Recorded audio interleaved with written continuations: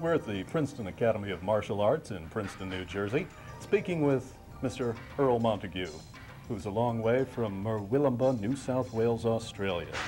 Very good to see you here. Thanks.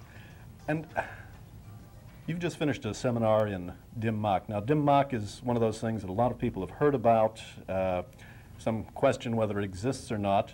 Yeah. But you're actually teaching that art here in America. Yeah. What can you tell us about it and how it originated? Well, it has, as you say, a lot of people, it's mystical to a lot of people. It has a lot of very strange aspects that people have built up around it over the years. But when you look at Dim Mak it literally means death art or death point striking. Every death point strike that we use is medically proven, first of all. I can't touch you on the shoulder and have you die 7 years later. However, I can strike you just here at a point called stomach 9, backwards, and have the internal carotid artery in your body slowly disintegrate over a period of 7 years, so you have a stroke, maybe up to 7 years later. Or I can strike you here just above the ears, and that will cause a small artery just under that point there to break and bleed into your brain, so your brain fills up with blood over 3 days and you die. So hence the delayed, so-called delayed death touch. But no, I can't do that to you and have you die 7 hours later. It's medically proven, this stuff. But yeah, Dim Mak, they're acupuncture. You know, everyone knows of acupuncture nowadays. Each acupuncture point can be used either for healing or for hurting someone. And depending on the way we strike the point or the way we touch it to heal it, it becomes a healing point or it becomes a death point or a knockout point. But we also use Dim Mak for healing. And a person who doesn't know about healing has not received a full training or doesn't know the full art of Dim Mak. We learn about the healing, we learn about the antidotes, for instance. If you're struck here in an upward manner, that's exactly the same as having a severe case of sunstroke. But I know the antidote for if you're accidentally struck in training in an upward manner on gallbladder 14, which is this point here, I know that I can then use gallbladder 21 points, strike them and brush them out to get the energy out of your head.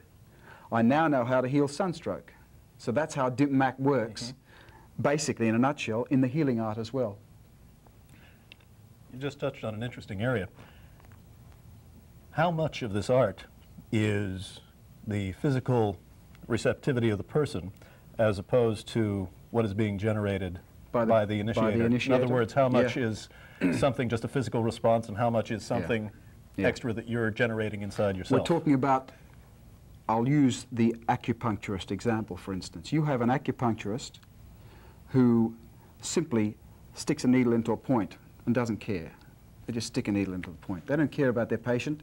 All they care about is getting the money, sticking the needle in the point and going away. They come back half an hour to pull the needles out and say, thank you very much. The other acupuncturist will stick the needle in and they care about their patient.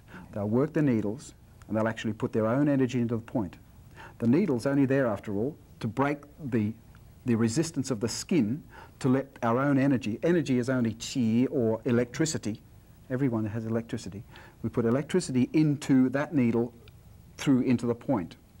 Now that sort of an acupuncturist, the advanced acupuncturist who can put his own energy into the point, is likened to the advanced Dim Mak person, as opposed to a person, I could tell you now, strike me here and you could knock me out. That's a purely physiological thing on my part. Whereas if I'm going to strike you on a point just on the corner of the eye, any normal person could strike someone there, heavy of course, it's going to do physical damage. But if you want the Dim Mak point to activate in order to cause a knockout through the gallbladder working, that's a gallbladder point by the gallbladder 1, you have to be able to put your own energy into that point. And only an advanced acupuncturist can put it in. And it's not just like this. There's a way of moving the body which is called Barging. Without that's another aspect. The person who just strikes someone is just striking someone and causing their own physiological things to happen. The person who wants to put something into the person, either to hurt them or to heal them, has to use his own body and has to know about what's called Barging, or explosive energy. And that's a way of turning the body explosively. For instance, if I'm going to do it here like this, I can do it like this, like that, I'm not going to do it. I like that. That won't do anything. It'll probably just hurt your face, hurt your eye. However, if I do it like this, then that's going to put the bad energy into that point to cause the knockout to happen. Or in the healing aspect, we don't go like this to heal someone, but we do something like it. I can just come over and go, oh, I'll just push a bit of a point here. That's just a massage, right? Now I'm going to use Barging, a reverse Barging, which is, now something's coming from within, exactly the same way as that puts adverse energy in, this puts healing energy in. And that's the difference between the two.